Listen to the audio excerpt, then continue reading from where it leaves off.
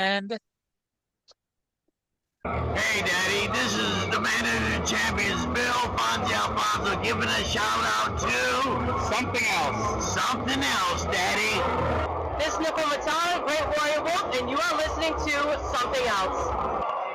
I'm Tony Cini, and you're listening to Something Else. Hey everybody, it's Rich Palladino, the voice of New England, and you are listening to Something Else with Arya.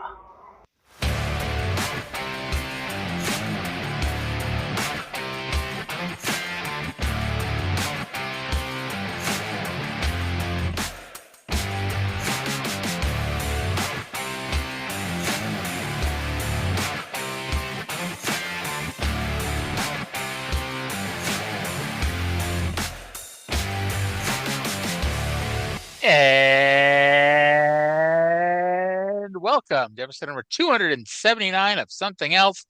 Feast your hair holes in this week's episode as we take a look at Mid-South Wrestling and World Class Championship Wrestling from March the 23rd, 1985. My name is Arya, and joining me, as always, is the Larry Dwyer to my Josh Stroud. It's Trae. Trae, how the hell you doing today? Not too bad, Arya. How are you? I'm fantastic. Are you offended that I called you Larry Dwyer? It's not the worst thing you've called me. I guess, the other thing I was going to do was the private Terry Daniels to my Shawn Michaels, but then I'd have to answer, well, why am I the Shawn Michaels? Why aren't you the Shawn Michaels? We want to say just right at the top of the show here that this week's show is dedicated to the memory of Dennis Condrey. Yes, Dennis Condrey, the Midnight Express, passed away this past weekend. So much love out to him and his family and his friends. He doesn't get as much love as he should as a member of the Midnight Express because it's like, I don't know why, but when people think of the Midnight Express, they think of Bobby and Stan, even though Bobby and Dennis were together well, no, they were together longer. They were together for about 4 years, while Bobby and Stan were together 3 years. But I think like Bobby and Stan, for whatever reason, I think it's because that's really when the NWA not so much took off, but became more of a television product. So more people saw Bobby and Stan versus Bobby and Dennis.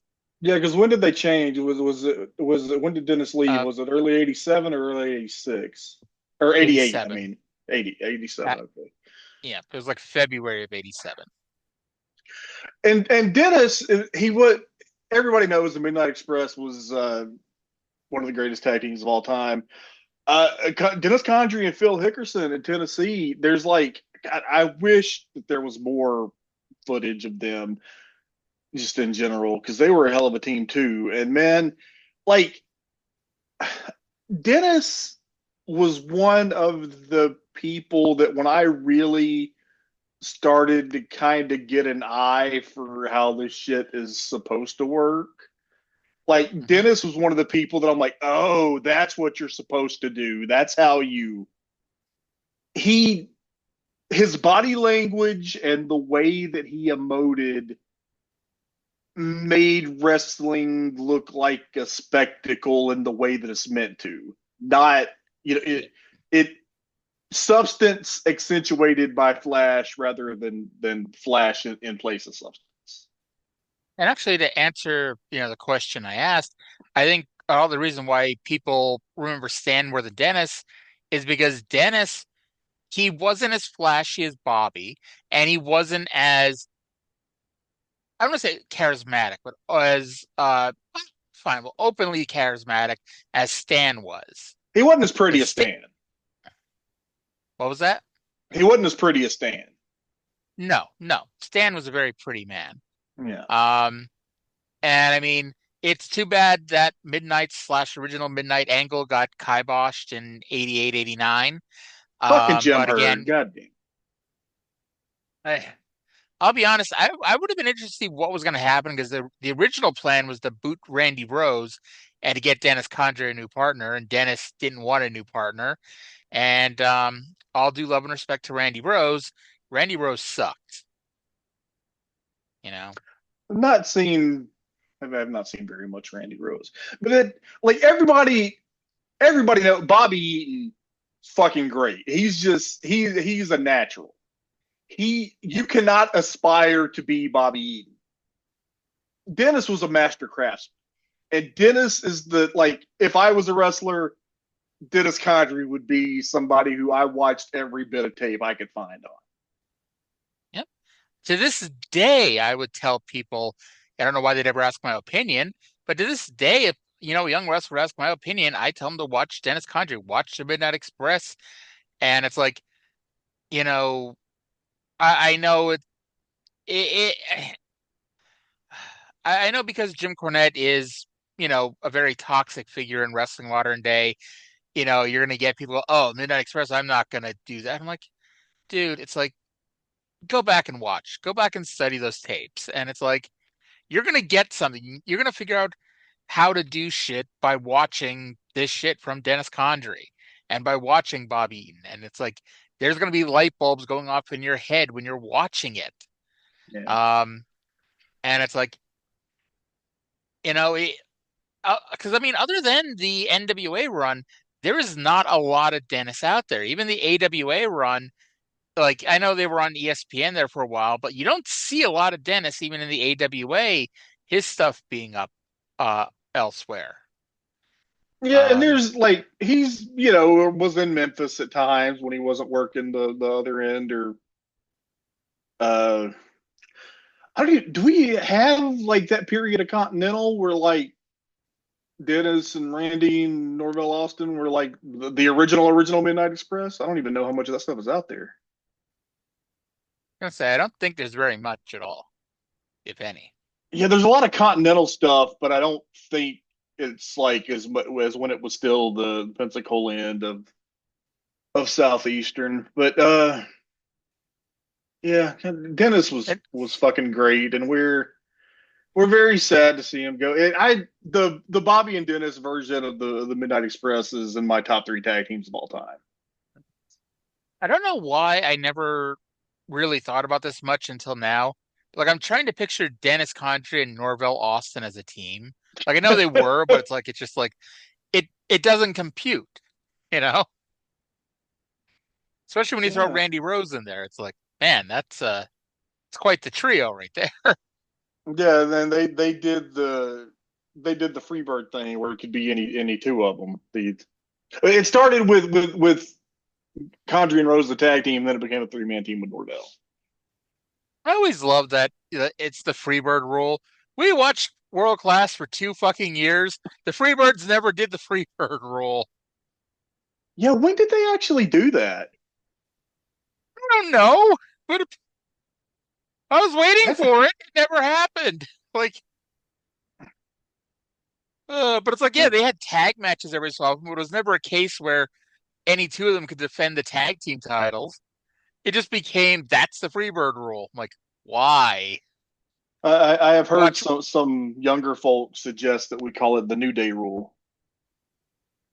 I mean that makes a little bit more sense, even though 95%, like at least during that major reign, 95% of the New Day matches were Kofi and Big E with Xavier doing managing.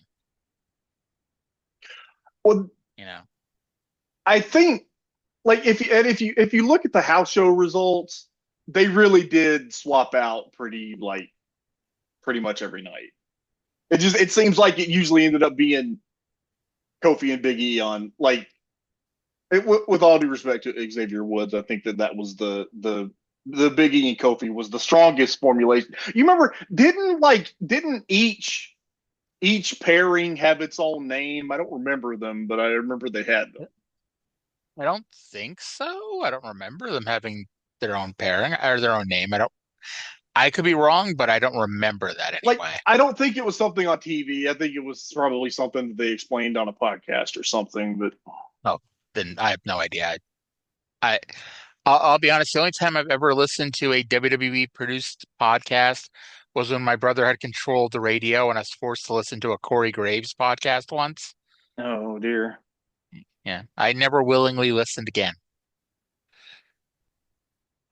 Um, and no offense to anybody who listens to it, you do you. You know, we all have our thing. If you like that, knock yourself out. If you like Anyway, terrible wrestling podcasts, boy, are we the show for you. if you like terrible wrestling podcasts, have I got 90 minutes in store for you? But yeah, R.I.P. By the Uh, way, have we? I'm sure we have. Have we inducted the Midnight Express and the something else, all of something else? I don't think we have. Well, let me go through the list here.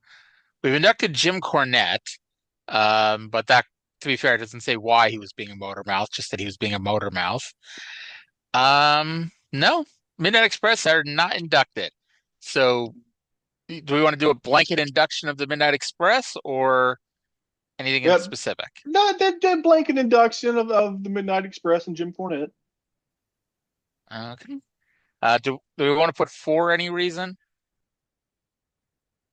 In memory of Dennis.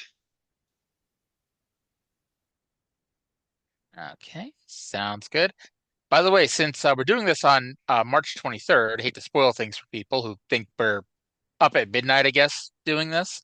Um, but March 23rd, 2026, it is the 29-year anniversary of WrestleMania 13, and specifically The Undertaker versus Psycho Sid in the main event. Um, we've had, let's be honest, we've had bad WrestleMania main events since then, but we haven't had one as slow and plodding as that. Well, something in Sid's tights was allegedly plotting.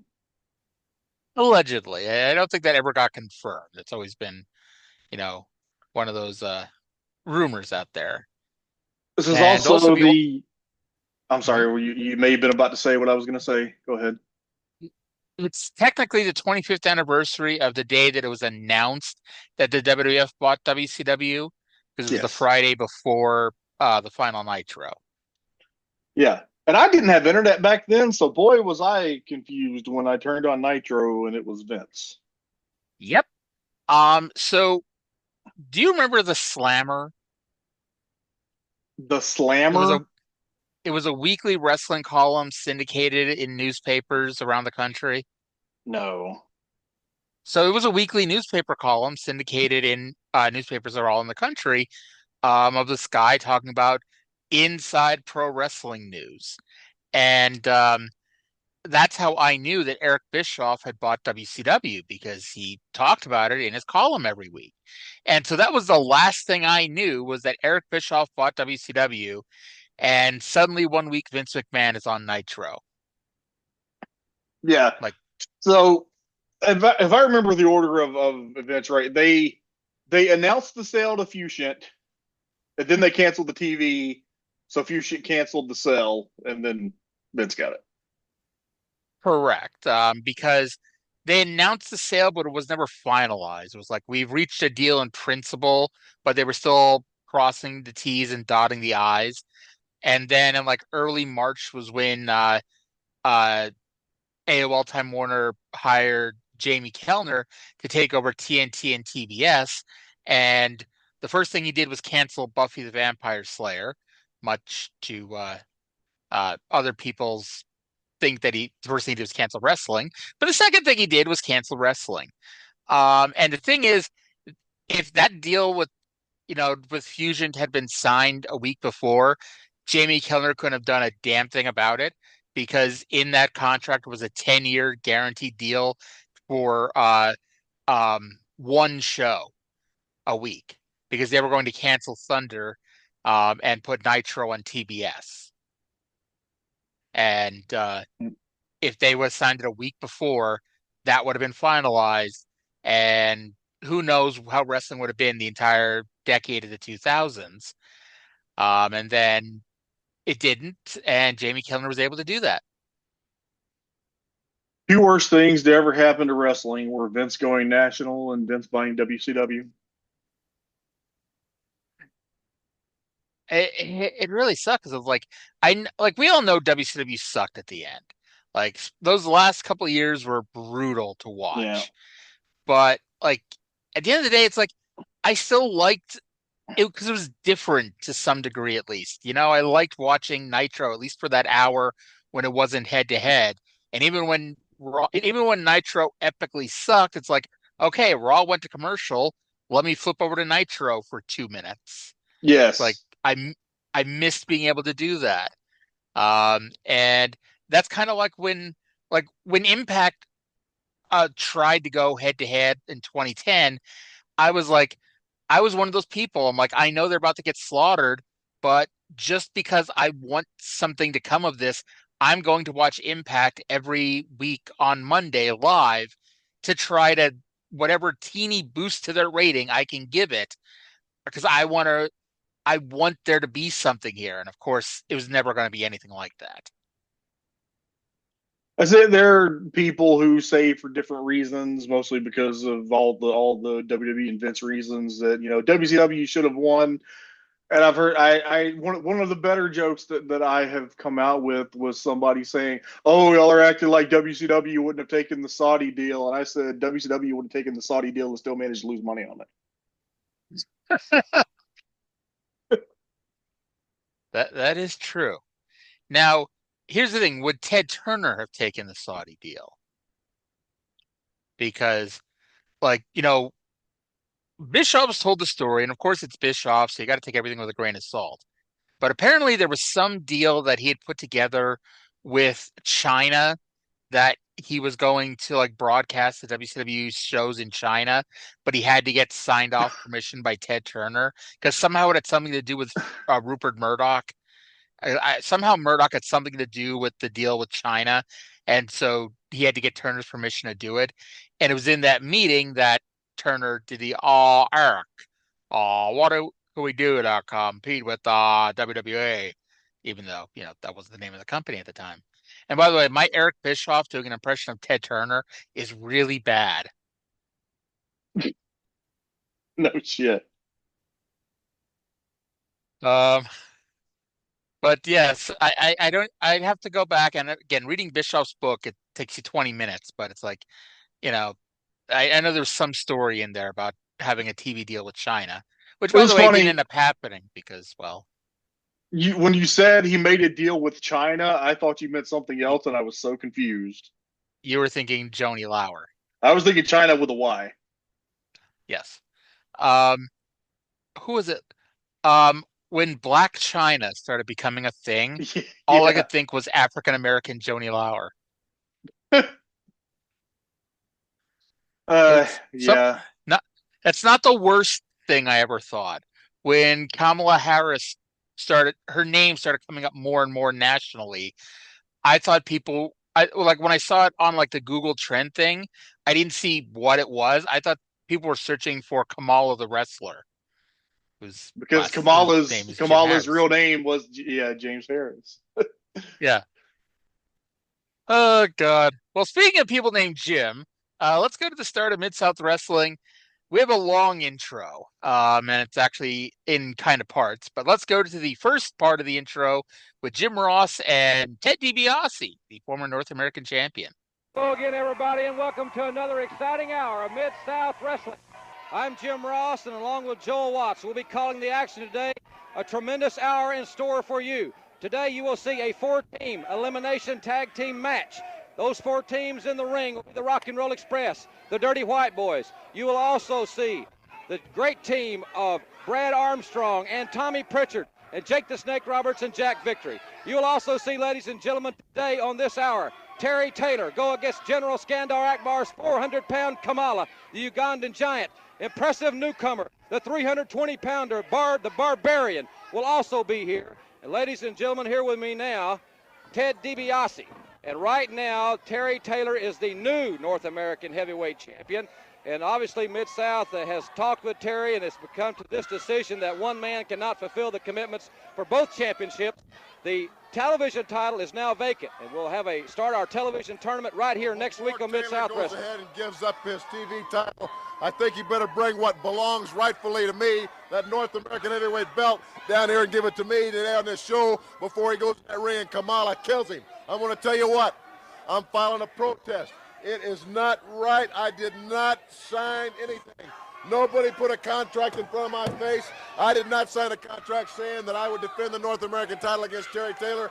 It was my belief that when I climbed in that ring last week, it was for the TV title. There's no way you can strip me of the North American title. I didn't sign anything, Jim Ross, and you know it. Well, it's another attempt by Mid-South, just like you and Duggan did the last time when you prompted the crowd to win that other contest. It's a ripoff, Ross. That title belongs to me. You made a verbal agreement, Mr. DiBiase, a verbal agreement, title versus title. You like the stipulations of that time. $100,000 without signing a contract for it, Ross? Well, what I did has nothing to do. Terry Taylor or anybody else in Mid-South ever had a title match without signing a contract? Absolutely not. I've been ripped off. Let me tell you something. Is anybody around here don't have any reason to complain about anything and cry? It's you, DiBiase. As much wrongdoing you done been doing around here.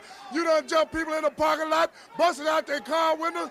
Nobody has any right to complain, and you out here crying the St. Louis Blues, and you just got beat for the North American title, and I'm glad, and the people's glad, sucker. Well, it's obvious, Ross, that I can't talk to this man. You can't chew bubble gum and walk at the same time. You got a barbell plate in your brain.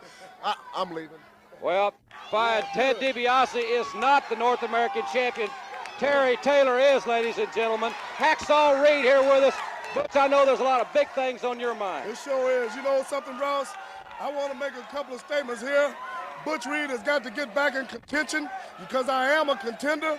And I want to congratulate Terry Taylor right now for winning the North American Heavyweight Championship. I'm proud of Terry Taylor. I think Terry Taylor is a doggone good athlete. But I want to say this. Butch Reed has got to get back into contention, and I'm offering the challenge right now to Terry Taylor for the North American Championship. Well, I'm sure that Terry Taylor will certainly consider that. Of course, we're going to start the big TV tournament right here next week, Butch. And I want to make it known right now that Butch Reed is going to be the first contestant to enter that TV tournament. I'm going to be live right out here, Jim Ross. That's all I want to say. I just want to say to my people out here that, you know, Butch Reed, it's kind of been laid back, but now it's time for Butch to come back alive now. Well, Butch, best of luck to you in the TV tournament, ladies. Okay, so Ted DiBiase is just hanging out in his tights. It's always funny, and it's too bad he didn't stick around for the whole show, because it's always funny when you're looking at JR in his nice suit and tie and his Mid-South Wrestling blazer, and standing next to him is a wrestler in their tights. And they're going to be doing commentary together. Sadly, that's not what happened here. Clearly, he was dressed for a standby match. Yes. But we are going to get the first ever 4-team elimination match. More on that later. We're going to get the new North American champion Terry Taylor versus Kamala. And what I assume is a North American title match. I can't imagine why it isn't. And that the impressive newcomer, the Barbarian, is going to be here this week. And we find out that Terry Taylor has, in fact, vacated the television title. Not doing the time-honored tradition in the wrestling business of putting someone over for the belt. Well, I guess this wasn't a belt, it was a medal. So if DiBiase had won the match, because he wanted the TV title, that was the whole point. Would he have vacated the North American title? I mean, they don't say that, but in theory, yes, because, you know, he wanted to be TV champion because we're on the Superstation, Ross, and we're going all across the country. So, of course, he wants to be the TV champion, which still makes no sense. And it's funny because then it makes no sense because Butch Reed comes out and says he wants both belts. And it's like, well, weren't you just listening to the intro? You can't have both belts. If you win them both, you got to forfeit one of them. By the way, there was no word on if the winner of the TV title tournament gets $10,000 this time. No, well, we'll see. This is the second annual Mid-South Television title tournament.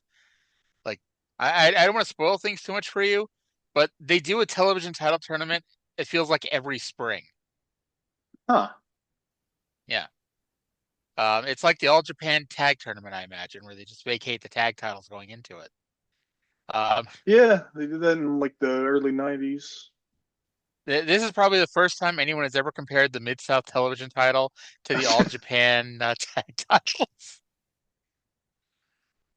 Oh God, I only knew that because I think we talked about this. I was that kid that when the PWI Almanac came out, I would get it and I would study it. I read all the title histories and all the footnotes on it, and the one that I always noticed was that every year the All Japan tag titles were vacated for the tag tournament.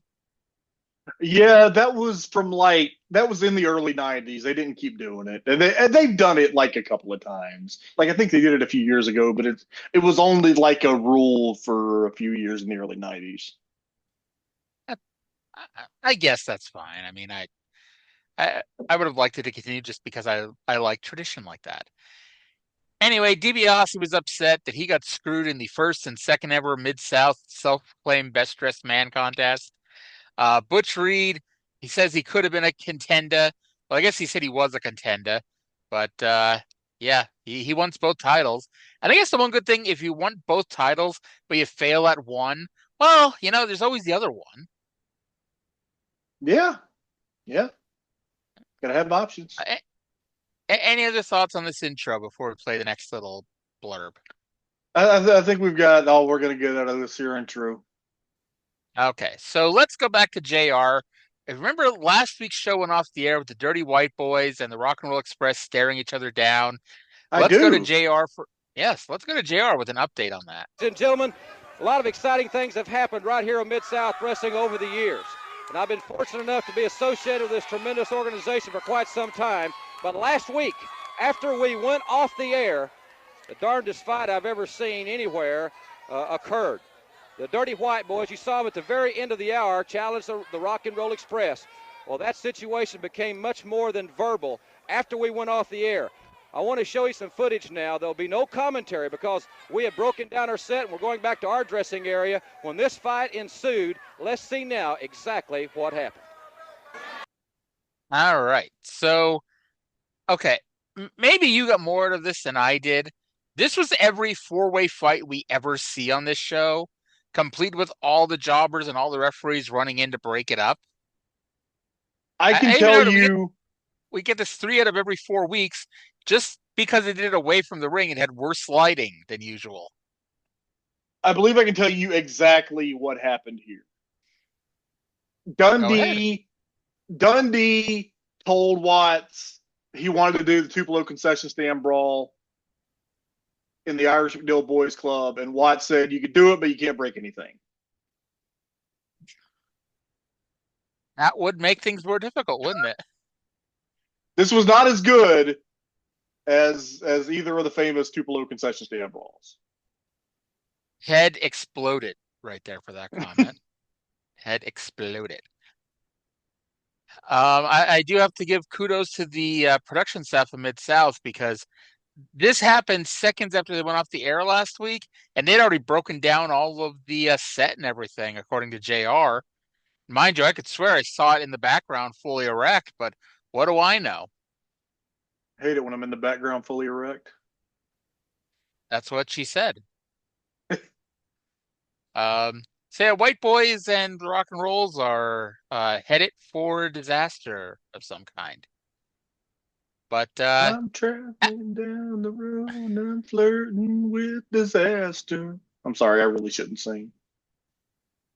After this, we go back to the desk because JR is now a General Skandor Akbar. And I promise wrestling is coming on this show.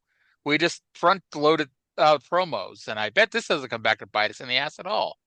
Let's go to JR and Skandor. Ladies and gentlemen, involved in the big 4-team tag team matchup later in this hour is going to be quite an encounter. General Skandor Akbar is here. Obviously something on your mind, sir. Things are beginning to intensify in the Mid-South area. Naturally, because the General's on the scene. Everybody's going nationwide, and Mid-South is no exception. But let's get one thing crystal clear right now. Kamala is the #1 man, the #1 wrestler across this wide world that everybody lives in. And what about my latest discovery, the Barbarian? Awesome, and all he needs is a little managerial genius, and I'll mold him into a world beater, understand? Well, Kamala's got Terry Taylor later in this hour. Quite a challenge for your Savage. I will direct this directly at you, Terry Taylor, in review of last week. That small success that you've attained at the expense of my associate, Ted DiBiase, may cost you your career. As a matter of fact, we're going to start today on Mid-South Television. This hour, you'll be facing the Ugandan Savage. And I understand that Kerry Von Erich's got the 15-day record. Well, boy, you're going to have the record less than 1 week.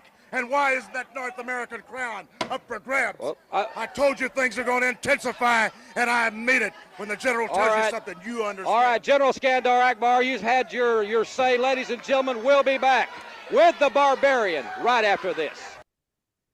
Did you notice that Skandar Akbar did not look at the camera at all during that whole thing?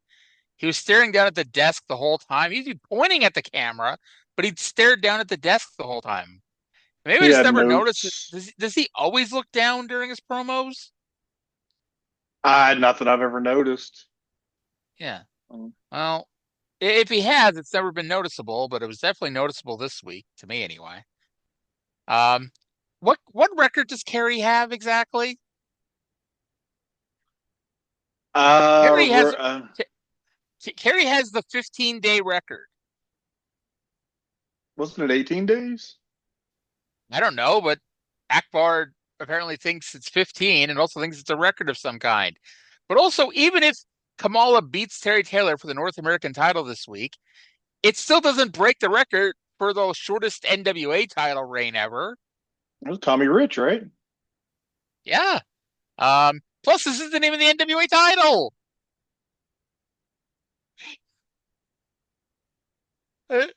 It's just hilarious. It's like Tommy Rich held the NWA title for 5 or 6 days, but we're somehow going to break that record with the Mid-South North American title. Oh, God. And I guess that answers the question whether or not it's a title match later on. But it was not announced as a title match. Well, I guess that's true. Plus, we'll get into this. How the hell did Kamala even get a title shot in the first place if it was? Yeah, he's lost his last 2 matches at least. And for someone who started the promo by saying, "Let's make things crystal clear," he didn't really make things crystal clear. He sure didn't. No. So we got Nord the Barbarian with General Skandar Akbar versus Josh Stroud. Hey, look, a wrestling match. Trey, do you know what the best part of that whole 10-minute intro was? What's that? No Joel. We had no Joel Watts during that intro at all. Poor Joel. He was not present. Well, Joel made himself present here he started telling us the construction of the ring, and it actually triggered a memory for me. So I had a dream last week that I went to a wrestling show and they forgot to put up the ring. And so they didn't even start putting it up until after everyone was already seated in the building. Was Nikolai Volkoff there? I don't remember seeing Nikolai Volkoff. Darn. You know what I'm referencing, right? No, I don't. There was a picture floating around, and it was probably 15, 20 years ago now, that some indie show that Nikolai Volkoff worked, the fucking ring didn't show up, and there was a picture of Nikolai Volkoff on a fucking wrestling mat. Interesting. I could swear, and I haven't read Brett's book in a while, I could swear he said that one time that happened in Stampede, and Harley Race had to defend the NWA title on a show with no ring. Oh, yeah, I remember hearing that too. Yeah. So Josh Stroud is your winner of this match. He won by reverse decision disqualification when Nord laid in the boots after his hanging full Nelson submission win. Butch Reed ran out to take over for Stroud. No, I don't mean he made a save. I mean Barbarian kicked his ass some more, and eventually the Job Squad and the referees ran in to break it up. See what I mean? You know? What the fuck was this? Look, you never have a babyface pick a fair fight and get his ass kicked. And Reed got his ass kicked and his clothes all torn off. Maybe Bill Dundee read my mind and said that they need to turn him back heel soon because this babyface run just isn't working. And by the way, not only did Barbarian kick his fucking ass, he stripped his clothes off of him, leaving Butch Reed to be the second person on the show to be standing here in his underwear. I said that. Yeah. Well, Butch is quite upset about this turn of events, and he is stopped over by Jim Ross. He kicked Joel out of the way and stole Joel's headset to cut a quick little promo. Ladies and gentlemen, back here at Mike's side with Hacksaw Butch Reed. Boy, I tell you. He tore my clothes off. You see this? Hey, this is class. He just tore off a Butch Reed. You know what, Rose? I done found out one thing. You know what? There's only one way to sell an issue with a sucker like that. You understand? And you take it to the streets, baby. That's right. All you people know that taking it to the streets means get on street fight. Now you want to tear off clothes, sucker? You want to get down and jam? Then I'm going to show you how it's really done. Get on street fight match. That's the only way to settle this. That's all right. Hacksaw Butch Reed. Well, let's go to the ring now to ring announcer Boyd Pierce. So the first match in the feud between Butch Reed and the Barbarian is going to be a street fight. Turns out it's not just a Vince Russo idea. What was that? A ghetto street fight. Oh yeah, a ghetto street fight. Turns out it's not just Vince Russo who's obsessed with doing gimmick matches for no reason. I don't. Plus, like you said, Butch Reed picked a fight and got his ass kicked. So now he's trying to pick another fight. I don't think that you're allowed in a Bill Watts company to have a gimmick match between two black wrestlers and not have the word ghetto in there. Which John Nord is not a black wrestler either. Oh, I've got my programs mixed up and was thinking of Reed and Kamala. Oh, no. Hey, that would actually make more sense, but this is Reed and the Barbarian. Yeah. Oh God. Mid-South Wrestling, I think they won best show in the Observer that year in 1985. And mind you, like when you watch some of the other shows, some of the wrestling shows like we do, I don't think it was very stiff competition if they did or not. But yeah, they were not perfect. Let's just say that.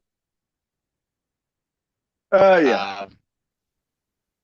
So we go to our next match, which is Ted DiBiase and Dr. Death Steve Williams versus the team of Giant Sprite, Shawn Michaels and Private Terry Daniels.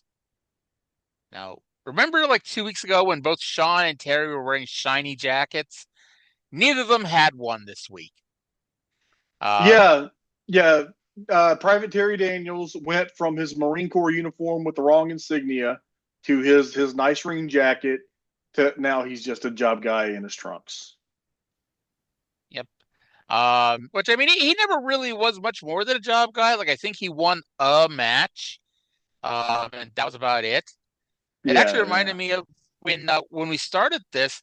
They brought in Coco Samoa, and he won like his first two matches. And it's like, okay, they're giving a little bit of a push to Coco Samoa. And that was the end. That was the last time Coco Samoa won a match. He lost every other match he had in the territory. And it was like, well, they had him win those first two matches to make you go, okay, he could win at some point. So, it was in the back of your head going, well, it could happen, even though he never did. And so there are two levels of job guys in Mid-South. There's the guys who only show up to TV and look like a mechanic. And then there's the guys who are actually like in the territory doing jobs on the house shows for a while. And often when you are in the latter group, they give you a win or two right when you come in just to establish a baseline credibility.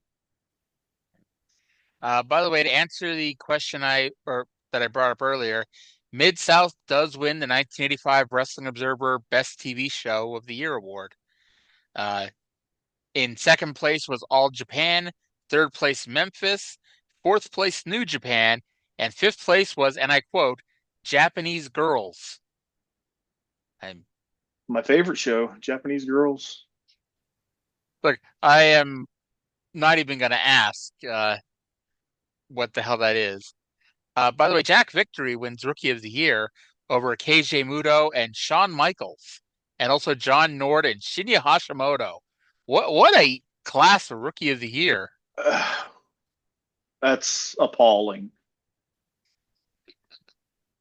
They have best TV announcer. I don't see worst. Worst TV show was Florida. Oh, here we go. Worst TV manager or worst TV announcer, TV announcer, Gorilla Monsoon, followed by Gene Okerlund, Bill Mercer, Lord Alfred Hayes, Vince McMahon, and Rod Trongard. Go fuck yourselves. How did Joel not win? Because he's not on every week. I guess. Anyway, remember last week when the Golden Terror was dressed as Giant Sprite? I assume that Michaels and Daniels got his leftover fabric, as Daniels was lemon and Michaels was lime in this match. Yep. Joel keeps calling every shoot into the ropes an arm whip. Remember when Santino Marella was talking about Steve Austin every week and saying he'd open up a can of the ass whip? Yeah. That was more entertaining than Joel. That I guess I shouldn't say that much because then Daniels kicked DiBiase. DiBiase was bent over for a back body drop. Daniels kicked him in the mush, and Joel screamed, "What courage!" I don't know. I don't know. What courage? Is Joel? It's just. Is Joel still alive? As far as I know. We need to try to get Joel on this show. Just be like, Joel, please explain yourself. Yeah. Oh, great, God. wouldn't it? Yes. Anyway, DiBiase used the reverse arm whip, which looked a lot like a regular arm whip, a power slam, and a figure four on Shawn Michaels for the win. That damn Shawn Michaels laying down for everybody. Yeah, he's getting it all out of his system now. It makes sense. I think the reason why he refused the job in 97, 98 was because he knew he was still at a sub 500 all-time record, and he had to prop that up here. Maybe something to that. He did not want to be Jerry Lynn. You know, everyone loves Jerry Lynn, but Jerry Lynn did not win very much.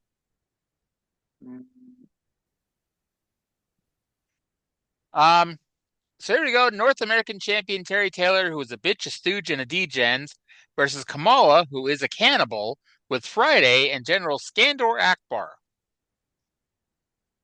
This is where I ask, how did Kamala get a title shot? He's literally lost his last two matches. He didn't get a title shot. It wasn't a title match. It was never announced as a title match. Well, during this match, we're informed that referee Carl Fergie has to relay to General Skandor Akbar that the rules that Kamala is breaking, and we're told that he does not understand our ways. If wrestling is a shoot, shouldn't wrestlers have to pass some kind of basic comprehension test where they can show they can understand the basic rules of pro wrestling? No, like even in commission states, all you got to do to get a wrestling license was like they take your blood pressure. Oh my God, can you imagine back in the days of kayfabe, like Kamala getting his blood pressure taken by the commissioner? Oh! I bet that was hilarious. You know what else would have been hilarious? A skit where someone with Mid-South had to explain to Kamala that, as per the rules, he can no longer use a 2x4, Russian chain, or tennis rackets. But if Kamala, like, here's what I want to see. I want to see a segment where Carl Fergie explains the rules of wrestling to Skandor Akbar and see how Admiral Akbar then relays that information to Kamala. I feel that Mid-South President Charlie Lay should put his foot down here and make sure something's going on here to make sure that Kamala does understand the rules. Yeah. By the way, for all the crap I give Joel, and I'll keep giving him some crap throughout the rest of the show, he actually said a series of words that I thought were awesome. He tells us that one of the things Akbar and Friday have included in Kamala's repertoire is the administration of punishment. I don't know if you have any episode titles in mind, but administration of punishment Oh, that's sounded like a perfect. great episode title. That's perfect. You know what? When Kamala has a good working baby face to do his Kamala shit too, it works really well. Yep. Well, of course, Joel followed that up by saying that Kamala was choking out Terry's gasoline. I didn't think that was a thing you could do, but whatever. Kamala hit the regular splash. However, the problem is he's been broken. And this is why I think it was a title match, because even though they didn't announce it, if it wasn't a title match, why would Akbar and Friday care if Kamala was about to get himself disqualified? Because instead of going for the cover, Kamala's been broken in a bad way, and he climbed to the top rope. Friday and Akbar encouraged him to come down. Taylor rolled outside, and Akbar posted him. So when Carl Fergie turned around to admonish Kamala, Terry Taylor was laying in the ring with virgin skin. When he turned back around, Taylor was outside the ring and bleeding. What exactly did Fergie think happened to Terry Taylor here? You got me. You got me. Well, anyway, Taylor did a reverse arm whip to send Kamala into Fergie. Jake Roberts ran in, but was given a back suplex. Kamala went for a body slam, but tripped over Jake Roberts, and Taylor got the pin. Kamala did a job on television for what feels like the only time ever. At least, until much later on, like when he was retired and was coming back to do legend spots. But Fergie, to his credit, was consistently ignorant, as at no point did he even question why Jake Roberts was laying in the ring unconscious when he came back to. Yeah, which when he made the count, he was at an angle and he was groggy to where like he couldn't see Jake. But I guess, well, he's got no basis to reverse the decision just based on Jake being in the ring, I guess. That's true. After the match, this was great. After the match, Kamala went apeshit. All he understood was that he lost, and he's going to kick the shit out of anybody in his way. So Jake Roberts was there. He beat up Jake Roberts. Akbar came in. He tried to calm him down. He beat up Akbar. Friday tried to calm him down. He beat up Friday. The fans treated this like a babyface turn, but the segment did end with Akbar and Friday calming him down. And I thought this was a great way to get his heat back here after doing the pinfall job. This was great. I love Kamala. Yes. 10 out of 10, no notes. Even though I just spent like an hour reading all my notes. It was a very good match, I thought. Yes. We are told that next week we may get Kerry Von Erich versus Chris Adams, and that Brickhouse Brown and Steve Casey will also be here. Steve Casey from England. England is proudly represented on next week's Mid-South show. Like Chris Adams wasn't just here? He's going to be here next week, too. Maybe he'll wrestle Steve Casey. Well, if Grizzly Smith can't get the match put together between Kerry and Chris Adams, because you see, Grizzly's negotiating for that match right now. And so if he can't succeed in those negotiations, we may get Adams versus Steve Casey. Sounds like I don't know why. I don't know why. I mean, it's because, I was raised a WWF fan. One of the earliest tapes I had was Survivor Series 1988. For the longest time, every time I saw Steve Casey, I thought of WWF jobber Scott Casey. These are two very different people. It's kind of like Steve Regal and Steve Regal. Yes. At least that makes sense when you get confused. All right. So it's now time for our first ever 4-team elimination match. And I'll be honest, I forgot to do any kind of research, but I do believe this is the very first ever 4-team elimination match. If somebody can introduce new evidence into that argument, at Arya and Trae or at whatever the fuck Arya's Twitter at is. I don't even remember what my fucking Twitter ad is. I think it's the real Arya 1984, maybe. I just type at AR and it comes up. Do you know how many times I type in Origatre and it doesn't pop up? I got to put the whole goddamn thing in there. Oh, really? And I always have to be like, am I spelling this right? And I am. It just, for whatever reason, it doesn't pop up right away. I'm sorry. On one hand, I hate that my at is difficult to spell, but on the other hand, I finally thought of a very unique to me wrestling reference name, and I like it. I like it too. I give it 2 thumbs up. Thank you. Now this match, the 4-team elimination match, is the Rock and Roll Express versus the Dirty White Boys versus Brad Armstrong and Tommy Pritchard versus Jake Roberts and Jack Victory for some reason. Now let's go to Boyd Pierce, who's going to explain the rules of this first ever match. This event, a 4-team elimination tag team bout. First time we've ever had a match of this magnitude on television. Listen to the stipulation. It's for television time remaining or until one team remains unbeaten. The stipulation: the legal man in the ring can tag a member of any other team, and it doesn't necessarily mean that it has to be his own partner. So that's the difference. And listen to this. When one member of a team is beaten, his team is eliminated. All right. So I'll be honest, I was expecting, I guess it's more research that would be the weird rules person, but I really was expecting more of a weird rules resuscitation than that. That was a very good resuscitation of the rules, and I don't think any of the fans were confused by that resuscitation. Boyd Pierce is a professional. He is. He's professional. You know? Yeah.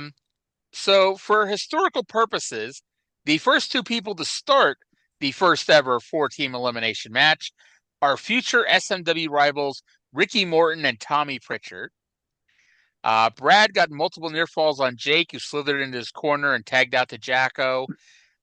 Joel read off his list of cliches and told us that this was the most exciting hour of television he's ever seen. Ever notice he says that every fucking time he does this show? Yeah. And then if that wasn't annoying enough, JR literally tells us that he would love to see a version of this match with the Freebirds versus the Road Warriors versus the Midnight Express versus the Dirty White Boys versus the Rock and Roll Express. Not only is it like, hey, let's tell you about something even better than what you're watching, Joel even says that he'd pay to see that match. You know what? I get what you're saying, but this, as far as like being a proof of concept for an idea to sort of show people how it works, and then to do a version of it with a better lineup, like on a big show, I understand that logic. I guess I just I thought it was like why are you telling us we could be watching something better in my head, But so Den pinned Tommy with a Samoan drop after Anthony clubbered him with a clothesline from the apron. We then went to a commercial after the first fall. Do you remember in 2019 when Vince McMahon decided that wrestling was a sport and in real sports you don't play during the commercial break? Yeah. Also remember Raw from April 2004 when they did a women's battle royal, showed all the entrances, went to commercial, came back, and it was down to Lita and Trish. Do you remember? I don't know. Do you remember very early during the COVID lockdown when they were still doing it in the Performance Center, and they did a commercial break, and it was like Alexa Bliss and somebody, and they just stopped wrestling, but the satellite feed was live? Well, because on the international markets, they have different commercial breaks. Yeah. So it's they, on international markets, they got an extra 30 seconds or something. So they saw them just standing around doing nothing. Which is funny By the way, I'm when sorry, Daniel, go ahead. I finished your thought. I'm sorry. Uh, it might have been the same show, but I remember like Daniel Bryan wrestled somebody, and it's like it's Daniel Bryan. He is not stopping over a measly thing like a commercial break on a show in front of no fans. I really wish that they had done like just for me, just because I'm a pervert, just like a 60-minute Brian and Claudio match in an empty performance center. I was wondering where you're going with the just because you're a pervert, especially when you just talking about Alexa Bliss. Yeah. So when they came back from the break, JR tried to explain without saying that now that the Rock and Roll are at a disadvantage because they're in there with two heel teams. And it's like sure, Roberts and Victory have no love for the Rock and Roll. But what reason do they have to like the Dirty White Boys other than that they're all heels? They come out of the same door in the locker room. Yeah, I guess so. And that's all you needed in 1985. Mm-hmm. By the way, you know what I noticed, and I doubt you noticed just because it wasn't really that big of a deal. What's that? But during the commercial break, Jake and Jack moved corners, and so they were now in the spot that Tommy and Brad were. I didn't notice that. It makes for better television because the floor cameras are always in that corner, so it's better to have like the wrestlers not in that corner. But also, this is a work. Like they could have had Tommy and Brad in that corner all along, and wouldn't have. Somebody like me wouldn't be sitting here 40 years later going, "Hey, that's not your corner." They didn't have agents back then. If it helps, tomorrow on TNA, Conan did the same thing. He came out midway through the match and stood in the wrong corner. And it somehow counted when he made a tag. Anyway, so the funny thing about this, not just that it was now a 4-on-2 handicap match, Gibson couldn't tag out to anybody. And in theory, he could have just reached over and tagged any of the heels. He did not have to be fighting towards Ricky's corner. And just when I thought that would be the moment that made me like be annoyed, Ricky just came into the ring without a tag and pinned Victory after a double drop kick. I literally rewound. So I'm like, oh, maybe he tapped Roberts' back or something when he's coming off the ropes. Nope. He just got in the ring and they did a double drop kick. Well, this unique first time match type is just so chaotic. Yes, I did not note who the referee was. It may have been Carl Fergie. It may not have been Carl Fergie. It was Ron West. It was referee Ronnie West. Okay. So now we've set the stage. And much like the first one, after the second fall, we went to commercial. And so now, because this is such a big, important match, a first time ever 4-team elimination match. In fact, I'm going to take this and I'm going to be posting it onto the Something Else YouTube page as soon as I can. So because of how big and how important this match is, Trey and I have agreed we are going to play the finish of this match. That's right. Yes. Right here. We went to commercial, we came back from commercial, and we are now going to play the finish of this match. Let's go ringside for the finish. Ladies and gentlemen, unfortunately, we have less than 1 minute of television time remaining. We do not have time for the last fall of that 4-team tag team matchup.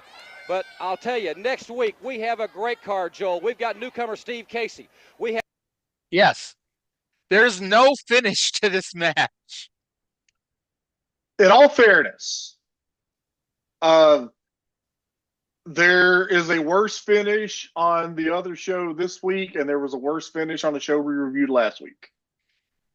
I legitimately thought, like, when I saw that, I'm like, oh my God, Trey is going to lose his shit when he sees this. I was like, I was batting down the hat, wow, I'm fucking up that one. I was prepared for a very pissed off Trey. And I got a very pissed off Trey, but it had nothing to do with that. It was not at this finish. Oh God! They went to the expiration of time limit draw in the first ever 4-team elimination match. They told us it was for TV time remaining. Boyd Pierce did not lie to us. Yeah, Boyd may be a lot of things, including a snazzy dresser, but he is not a liar. Absolutely. By the way, instead of a finish, and this is also partly why I figured you would get your dander up, instead of a finish, we got a music video for Kerry Von Erich set the Eye of the Tiger. Yeah, you just can't. You can't write this. Oh God! I hope the live crowd got something here, but who knows? But at the very least, they're used to it. I guess that you could say though. Yeah. All right. So Mid-South, I liked it. It's like, again, it's obvious why they are the 1985 Best Wrestling TV Show Award winner. They are easily the most exciting TV show in wrestling. Mid-South is usually, like, even when it's not very eventful, it's usually an easy watch. Yes, because like we said, one of the issues with World Class, it's like Mid-South, their matches don't, stay past their welcome. You rarely have a match that goes through a commercial break. It's the longest match you usually see on Mid-South is 6 minutes. And it's like, okay, even the worst match, you can get through 6 minutes of it. World Class, they just go on fucking forever. And part of it is what Arya and I are educated to, because Arya was an infant and I was not born yet when this happened. So, and it's like, what was that opener on the WWF Boston Garden show that you mentioned earlier this week? Like Siva Afi and something? Yeah, I'm now blanking on it, but yeah, it was like a 12-minute match between, I think, Siva Afi and Rene Goulet, I think. Yeah, this wasn't just a world-class TV issue. There were a lot of overly long, not that exciting undercard matches. Yes. This was not what I tweeted about. I tweeted about Iron Mike Sharp and somebody, but yeah, it was something. Siva Afi and Rene Goulet sounds right. Yeah. If it isn't Siva Afi and Rene Goulet, it might as well be, because I'm sure they had, their own 12-minute matches on house shows. I'm sure they are. But let's go to the intro here with Bill Mercer over here in World Class. Welcome to World Class Championship Wrestling, the major league of professional wrestling, from the most famous wrestling arena in the world, the Sportatorium, here in downtown Dallas, Texas. We have a tremendous main event for you. It's the gentleman Chris Adams, the American heavyweight champion, as he battles Brian Adias from Denton County, Texas. Also, we're going to find out who Sunshine's mystery man is, and we'll see many more of the world's greatest wrestlers right here on World Class Championship Wrestling. We'll be back for our first match right after this. And that is the end of all the audio we're going to be playing on this show today.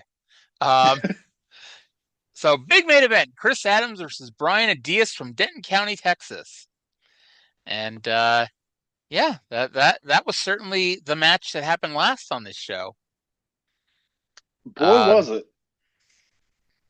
Gary Hart's Monster Man, the one-man gang with Gary Hart versus Larry Dwyer, who apparently Larry Dwyer has gone back and forth being a referee and a wrestler. And yeah, I did a Google search for him, and of course the first thing that popped up was Lance Peterson at SMU Heavyweight on Twitter. Of course, Lance had a picture of Larry Dwyer. Of course. So Gang hit a big splash, and unlike Kamala, he actually made the cover and won. After the match, Gang dragged Dwyer around the ring, throat first by his chain, and referee Ricky Hazard did in fact reverse the decision. What repetitive booking we're getting on these territory shows this week. Just very rude behavior on the part of the one-man gang, whipping and choking that man with his chain. Yes. And this may be a winner leaves town match because I don't know how often Larry Dwyer is going to be wrestling moving forward. Maybe he'll referee. Yeah. I mean, you might as well go out on top with your hand raised.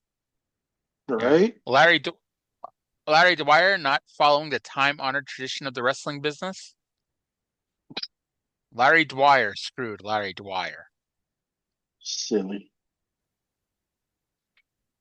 Here in 1985, Bill Mercer introduced a video package saying there's been controversy with the giants of the 80s and 90s.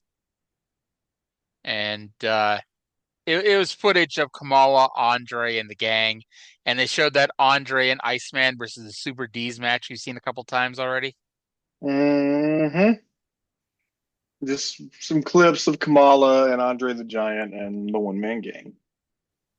Yes. I have no idea what the actual song they played was, but I'm sure it was a fun little music video here. Oh, I'm sure. All right.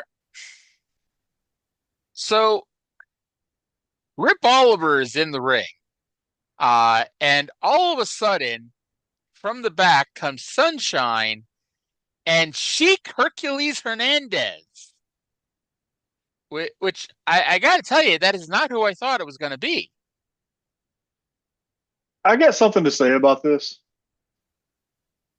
Sure, go ahead.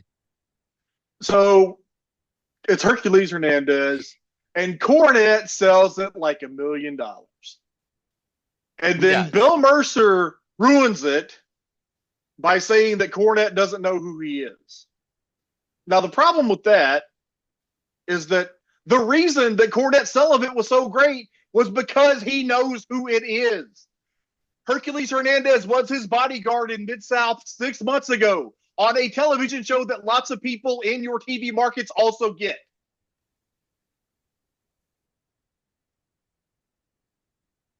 If it wasn't for that, I could almost put an asterisk on there saying it's not so much Jim Cornette freaked out because he knew who this giant man was. It's Jim Cornette freaked out because a big giant man was coming to come throttle him. But yeah, like you said, there was a lot of crossover. A lot of people in the world-class market got the Mid-South TV show. And I'm sorry, you can't really pretend that Jim Cornette doesn't know who this man is. And that's why Bill Mercer won the worst announcer award that year. I imagine that they just everyone remembered that moment and it was like, oh yeah, fuck Bill Mercer. At least Joel Watts never said that. Eventually, Arya and I are going to sort out our time machine, and then I will have gone back in time to stuff the ballot to make sure that Bill Mercer won worst announcer for that. And not Gorilla Monsoon? Yes. Plus, this is back in the day when you had to mail in your ballot today or fax it in. You think he really could keep track of who voted and who didn't? No, he'd probably go to a bunch of different Kinkos. Well, he probably, I don't know. I'll figure it out. We got time. Sounds good. Plus, I mean, the subscription was a lot cheaper back then than it is now. You know, I was buy like 10 or 15 subscriptions under different names. Yeah. So, whatchamacallit, let's see here. He's really pissed off at his former manager and choked the hell out of Corny until the Midnight Express made the save. Finally, once Hercules took them out, Bill figured out who he was because he didn't know Hercules was either. And I wonder how much Sunshine paid Akbar for Hercules.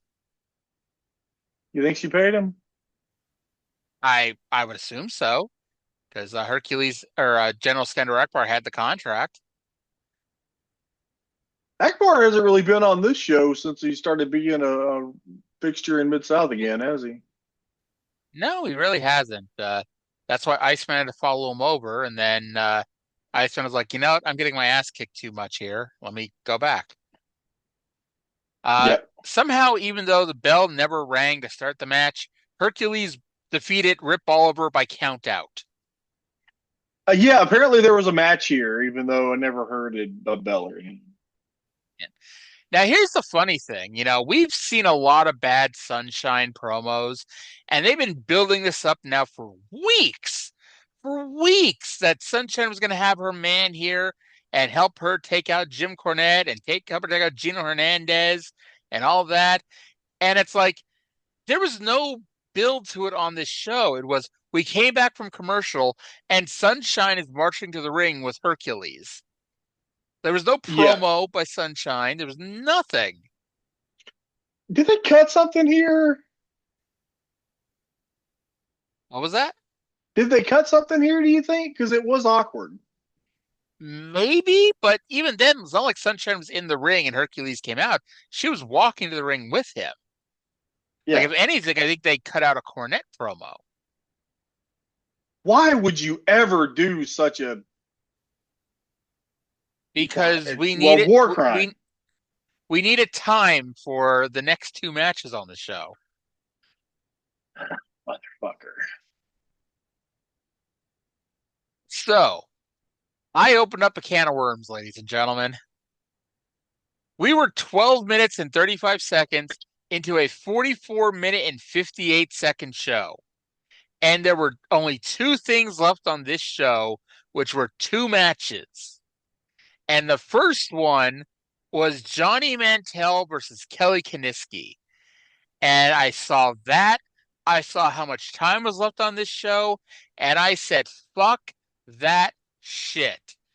I am not going to watch the Pride of Montague County, Texas, Johnny Mantell versus Kelly Kiniski. And I fast forwarded 11 minutes and it was over. Trey, did you watch this match between the Pride of Montague County, Johnny Mantell, and Kelly Kiniski? I did. Arya had told me that there was a match that she just refused to watch, but she didn't tell me what it was. And as soon as I saw Kelly Kiniski across the ring from Johnny Mantell, I messaged Arya, I know what match you refused to watch. I even said to you, I'm like, you're going to figure it out when you see it. So there was nothing technically wrong with the match. It's just who could possibly give a fuck about watching these two wrestle. And also add the fact that Texas was a part of the Confederacy to the list of shit that Bill Mercer apparently doesn't know.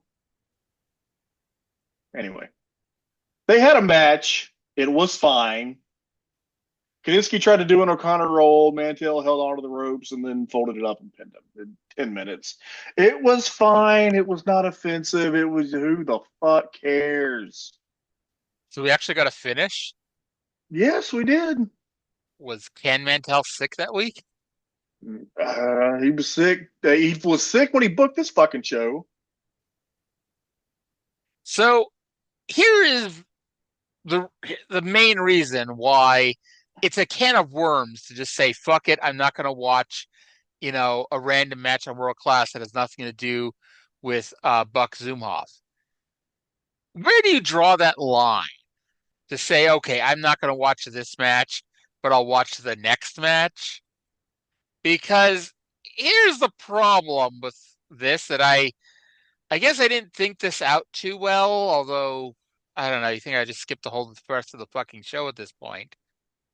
We're now 24 minutes into a 44-minute and 58-second show. There is exactly one match left to go, and it is the defending American Heavyweight Champion Chris Adams versus Brian Adias in, of course, a non-title match, to quote our good friend Drunk Mark Lawrence. I'm sorry, yeah.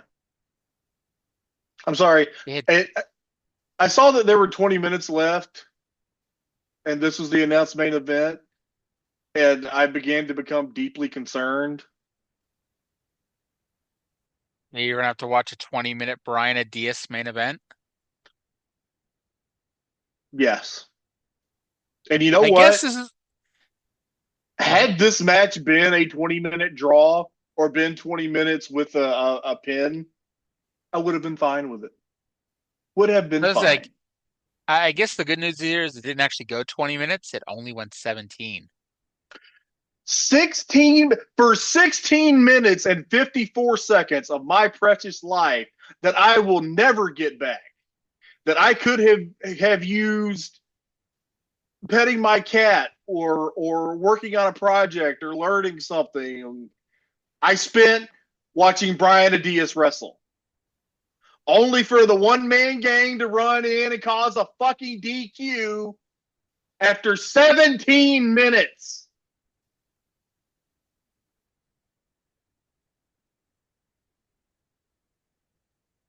That is what happens, ladies and gentlemen. Technically, it was fine. I wasn't mad until the finish. The match was fine. Adias is okay. Adams is good. They met somewhere in the middle. Match, I think this is a record for how much I deducted from the rating for a finish.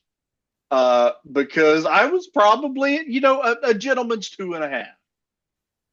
And when they hit that finish, I wrote a big fat dud. Mercer said it was a 5-star match. Because dud means of no value. And if there was ever a match that was of no fucking value, it was this piece of shit main event. Maybe it was 5 stars in the Tokyo Dome, which I don't think it's been built yet. But no, it hasn't. So remember how I don't know what the hell it is with World Class. Everybody's always wearing the same gear. We talked about it a few weeks ago. The Midnight Express took on the Fantastics, and everybody was in the same colored gear and looked exactly the same. This match featured a brown-haired white guy in blue tights versus another brown-haired white guy in blue tights. Yes, it did. And Brian Adias just does not follow the code of honor because Chris Adams really wanted to shake his hand, and Brian Adias would not do it. I do. Poor sport. Go ahead. Poor sport, Brian Adias. Yep. I do think it's funny that even though Adams is a heel and he is wrestling the childhood friend of the Von Erichs, he still gets a tremendous amount of cheers. It's mostly girls and women screaming for him, but it's still a good amount of cheers there for gentleman Chris Adams. Yeah, respectable. Yep. So Adias almost accidentally invented the TKO at one point. He picked up Adams for an airplane spin and almost dropped him, which I would have been like, go for it. You would have invented the TKO. Mark Merrill would have been paying you royalties for some reason. But it didn't happen. Did Mark Merrow invent that move? I mean, I feel like someone else had to have done it before Mark Merrow. I'm sure that's I don't know. I'm sure somebody did. Sable just has a thing for guys who pick up other guys in a fireman carry and swing them around in almost a cutter variety. Yeah. So Adams made a cover on Adias late in the match, and Bronco gave Adams some shoulder pats. I didn't realize Bronco was an athletic trainer. Eventually, a brown-haired white guy with a blue jacket meandered to the ring and attacked both Adias and Adams, and someone was disqualified. Gang took Adams out of the ring, so Gary Hart no-sold some punches by Adias, and Adams gave Gang a super kick, which only momentarily stunned the Gang.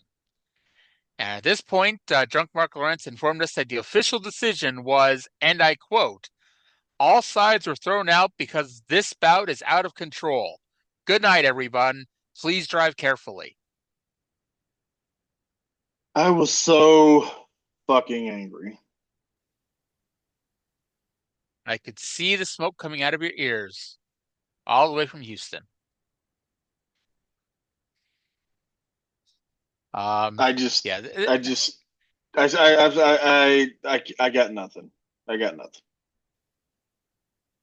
The Midnight Express have spoiled Ken Mantell because we had 2 straight weeks of 17-minute Midnight Express matches, or at least lengthy Midnight Express matches. And so somehow Ken Mantell now believes that everybody on the roster can go 17 minutes in the main event without realizing that not everybody is the Midnight Express. Yes, not everybody is the Midnight Express. Do you think drunk Mark Lawrence told Kerry to please drive carefully in June of '86, and Kerry just didn't listen to him? I would think so, probably, yes. Yeah. So I know, obviously, world class, tragedy after tragedy after tragedy. But it's like, I guess it didn't occur to me just how quickly a lot of these things happen back to back. Because starting in August of '85, we're going to have Mike's shoulder injury and the surgery, immediately followed by Mike's toxic shock syndrome, followed by Gino's death, followed by Kerry's motorcycle accident. Bad time. Yeah. Do not go to Dallas in the fall of '85. You may not get out alive.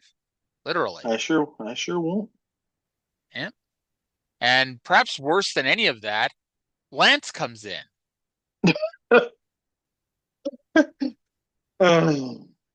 I shouldn't say that. I'm sure Kevin Vaughn, pardon me, is a very polite, nice young man, but he is not a Von Erich. I probably have, but I just don't remember. Like I don't, to my memory, I have never seen Lance Von Erich wrestle, so I don't. I have no. I don't know if the fella's as bad as his reputation.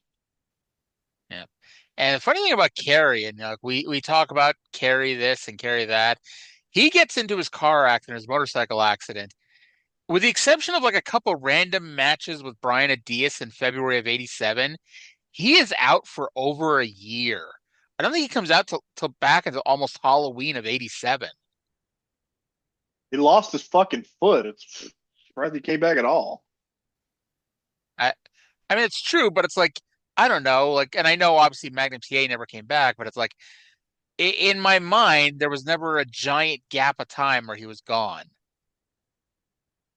Like, Mike comes back from almost dying quicker than that. Well, maybe we'll get to it. Maybe we won't quit world class before we get to it. There's still this part of me that's like, we have to get to Fritz's heart attack.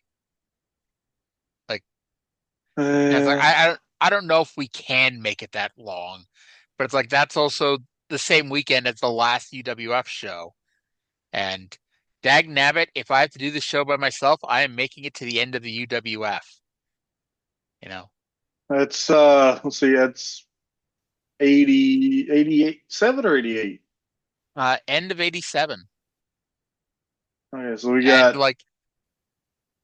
most of 3 years. 2.5 years. Yeah. And then it's funny though, and I haven't really looked at the shows before it, but the last episode that's titled the UWF, it's another NWA show. It's a Jim Crockett show. Like Dusty is on there, the Horsemen are on there. I don't think there's anything part of it that's like, this is UWF. It's just, this is a show called UWF put out by Jim Crockett Promotions. Well, if it just keep with us, and until such time as the world stops spinning, we will go on as if it intends to continue. Yep. And we only have 3 years to figure out what we're going to do after this, which, who knows? Memphis. I want to do Memphis. Memphis, WCW Saturday Night is an option always. We got to sneak in Lucha Underground at some point too. And obviously, Smoky Mountain, we've pretty much decided Smoky Mountain's being replaced by Ohio Valley. That's almost a guarantee that is the next thing up. But yeah. We'll burn that bridge when we come to it. We will.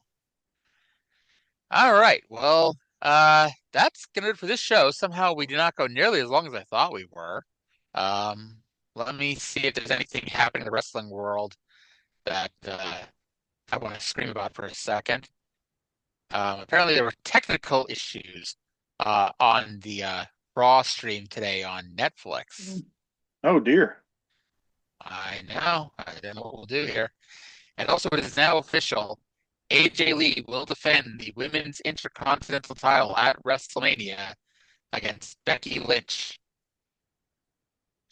Well, that's certainly a match with wrestlers in it.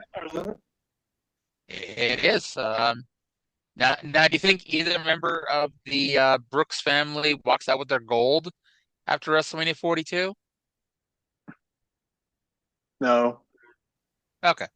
You know what we need to do? And I was thinking about this the other day. Remember last year because I went to WrestleMania, so we taped all of our shows in advance. And so like the show that aired after WrestleMania, we did a WrestleMania prediction show. We need to do that again this year and do a WrestleMania prediction show that we tape beforehand that we drop like the Monday afterwards or something. Yeah, it's going to be a great show that, considering neither of us watched, it would be. Oh yeah, it would be fantastic. Um, all right. Well, we'll see if that comes to fruition. And hey, we're about 10 weeks away from the first episode of Impact, the 300th episode of Something Else, the first episode of Impact, and and Trey hasn't yet backed out of doing the our special little episode we're planning on doing that day. So For we'll what the 2-year anniversary, or what was it? It's not the 2-year anniversary. It's a couple weeks before that, but it's the January 2nd, 2004 TNA pay-per-view, which I think is the first King of the Mountain match. And then the first episode of Impact is June 4th, 2004. You said January 2nd for the pay-per-view, but anyway, yeah, that sounds fun. I remember because it was summertime and I was home. I remember watching that first episode of Impact on Fox Sports Net. And I watched it all summer. And then I didn't get home from school until like 4, so I didn't see it again until they were on Spike. I don't think I ever saw that first episode of Impact on Fox Sports Net. I'll have some news. Apparently, it has broken. Congrats on your marriage, Shingo Takagi and Natsupoi. Apparently tied the knot. Congratulations to them. Indeed. But anyway, I think that's going to do it for now. Yeah, I want to thank everyone for listening. I hope you all enjoyed the show, and we'll talk to you again in 7 days. Bye.